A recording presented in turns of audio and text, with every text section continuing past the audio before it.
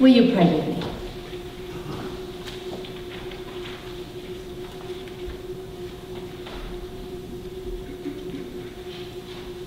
God, so full of surprises, oil the hinges of our heart's doors, that they may swing easily open to welcome you. Amen.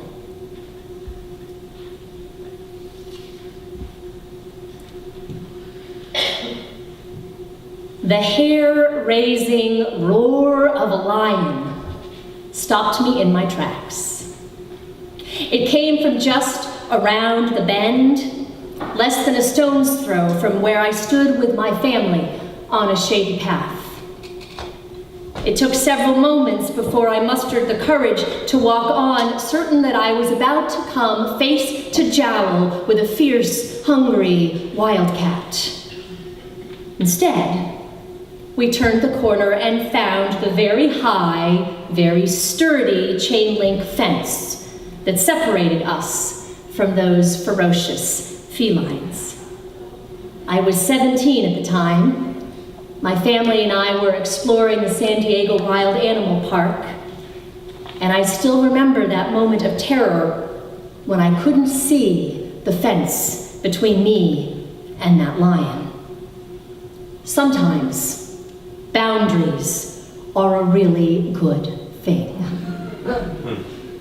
Buoys in the water tell us where it's safe to swim and where it's not. Traffic laws keep us safe. Stay on the right side of the road, not the left. Go this fast and no faster. In the United States, our Bill of Rights sets boundaries around political power. We will not discriminate on the basis of race or gender at the ballot box. We will not encroach on a person's free speech or privacy. Professional boundaries protect against sexual harassment and abuse. And the brave women of the #MeToo movement have recently reminded us just how important it is to define and to maintain clear, healthy interpersonal boundaries. In the early chapters of the Bible, God establishes all kinds of boundaries. In the book of Job, for example, God tells the ocean, "Thus far shall you come and no farther. Here shall your proud waves be stopped." And in the book of Leviticus, which is part of the Torah, or God's law for the Israelites, the people are told not to mix things that are different. "You shall keep my statutes. You shall not let your animals breed with a different kind. You shall not sow your field with two kinds of seed, nor shall you put on a garment made of two different materials." Now, those particular laws, though they sound arcane to us, helped define the Israelite community and set them apart from the non-Israelites. This is who we are. We are God's people. And we might find it odd, but if you're a Yankees fan, you definitely don't wear red when they play the Red Sox. And if you grew up in the United States, you probably eat turkey for Thanksgiving and not codfish. Boundaries help us to know who we are and who we're not. Even our brain has a boundary, that corpus callosum, which bridges the dramatically different but interdependent spheres, the left and the right hemispheres.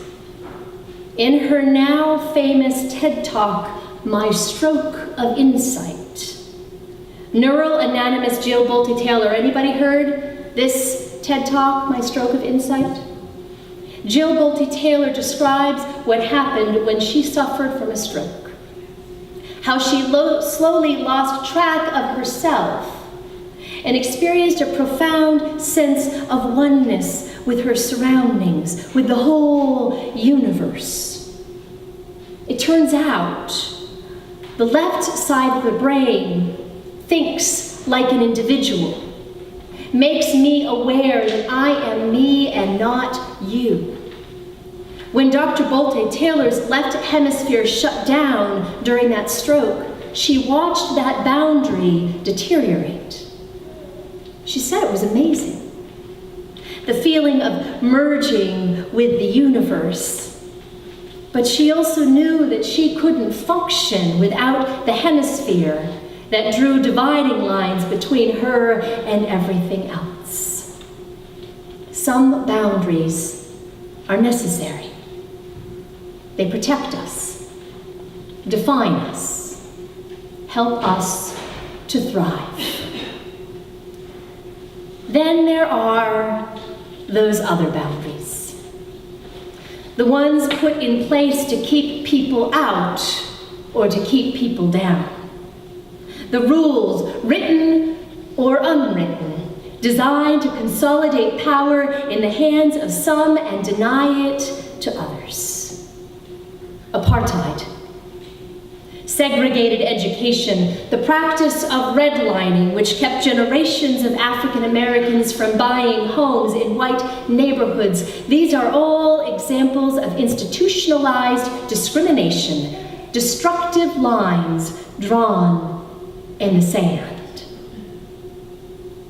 And sometimes the lines we draw are more subtle, although no less damaging. So we become accustomed to living in one kind of neighborhood, or hanging out with one group of people, or worshiping in one particular way. We get used to hanging out with friends who sport tattoos and piercings, or not. With people who play golf in collared shirts, or not. Some of us do all of our communicating by text message.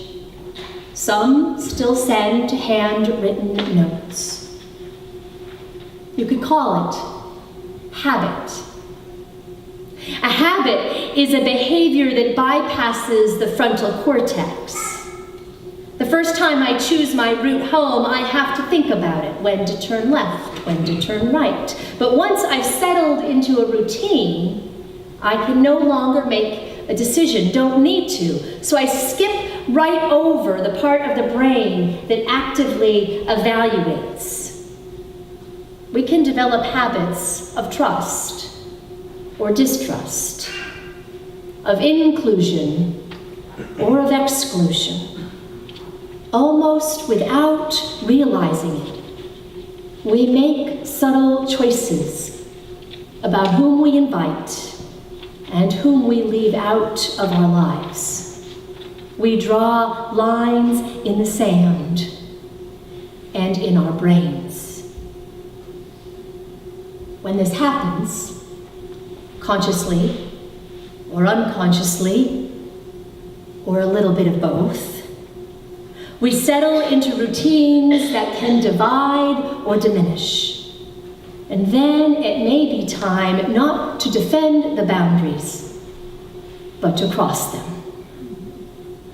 You see, that same God who drew a line in the sand to stop the sea, the God who told the Israelites that some food was to be considered clean and other food unclean, that's the same God who sent Jesus to hang out with the outcasts. The people labeled as unclean or unwelcome, who lived at the boundaries of acceptable society. And it's the same God who brought a Roman soldier named Cornelius together with a Jewish follower of Jesus named Peter in a headline encounter that flew in the face of cultural and religious norms.